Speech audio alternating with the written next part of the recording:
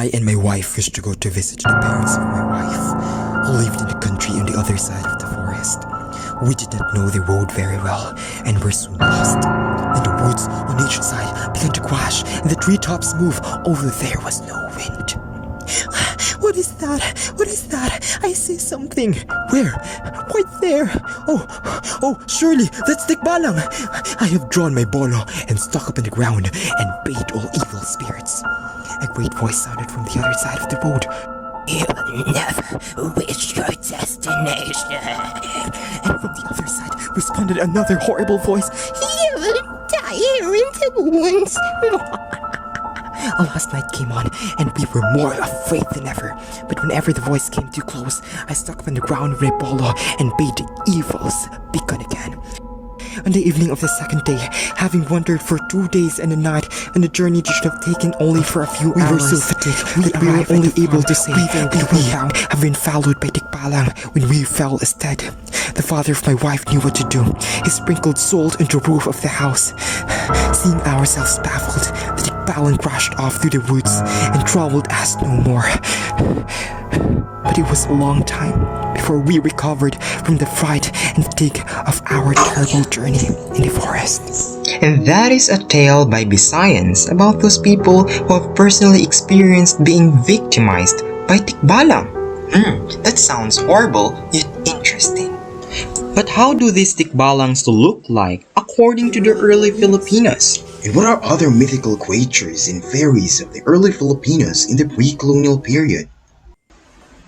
Hi, this is Emmanuel, and for today's video we're going to talk about some of the most fascinating superstitious beliefs of the early Filipinos in the pre-colonial period.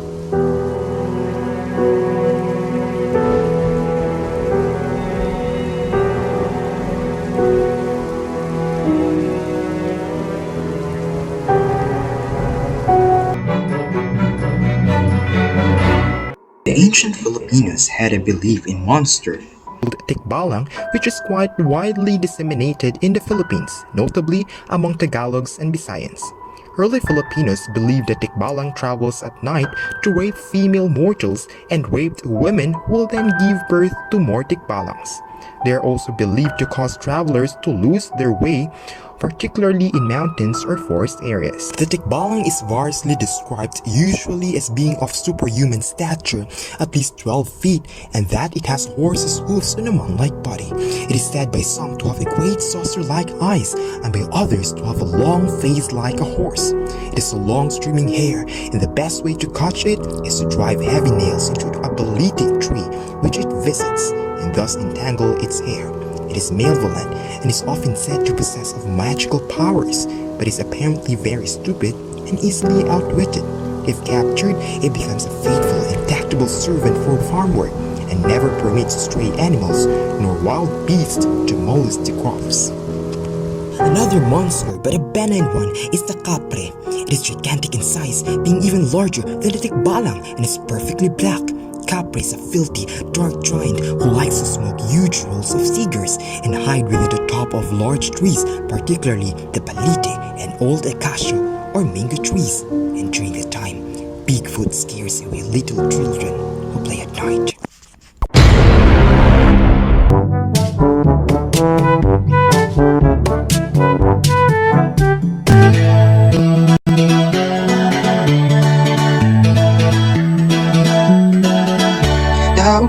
Taopo, nandyan po ba kayo? Ako ay kapit bahay nyo.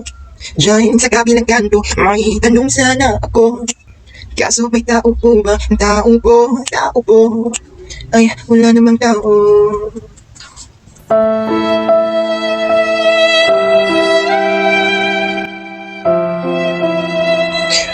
Agay, kasakit. It's a custom for us Filipinos to say tao po or human here when we are knocking at someone's door or whenever we would want to enter someone's house.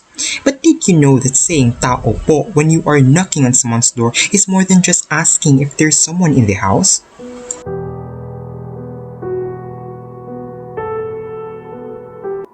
Saying taopo seemed like our way of finding out whether people are actually inside that house.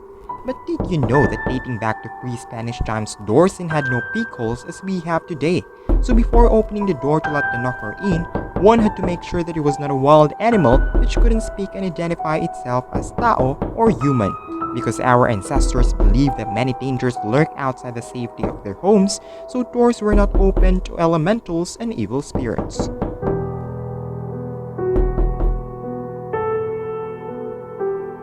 So saying taopo back into old times is also a way of informing the owner of the house that his visitor is actually a human and not another being such as fairies, dwarfs, and encantos which do not know how to speak the way we humans do.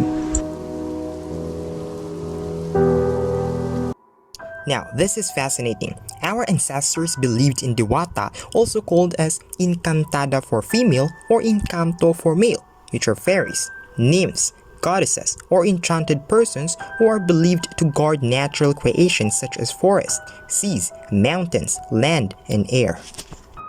Diwatas are said to reside in large trees such as acacia and balite. They are the guardian spirits of nature, bringing blessings or curses upon those who do good or harm to the forests and mountains. One famous Diwata is Maria Makiling, guardian of Mount Makiling in Laguna Province.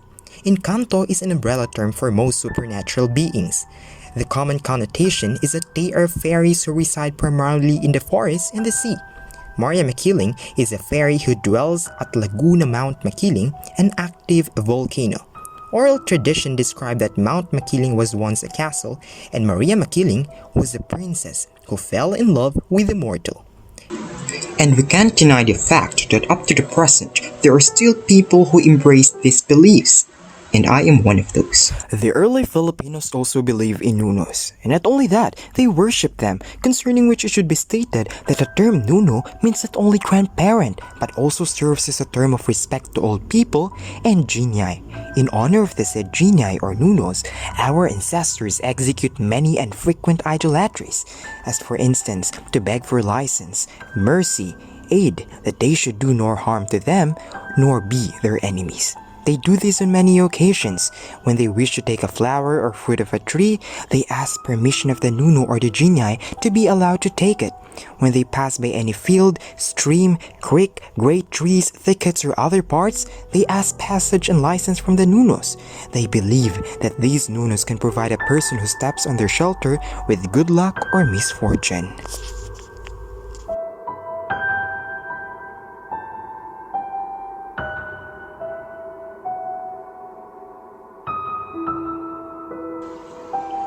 There you go, viewers, some of the superstitious beliefs of the early Filipinos in the pre-colonial period. And some of these are still being embraced by some Filipinos today. Once again, this is Emmanuel Agpasa, and thank you for watching.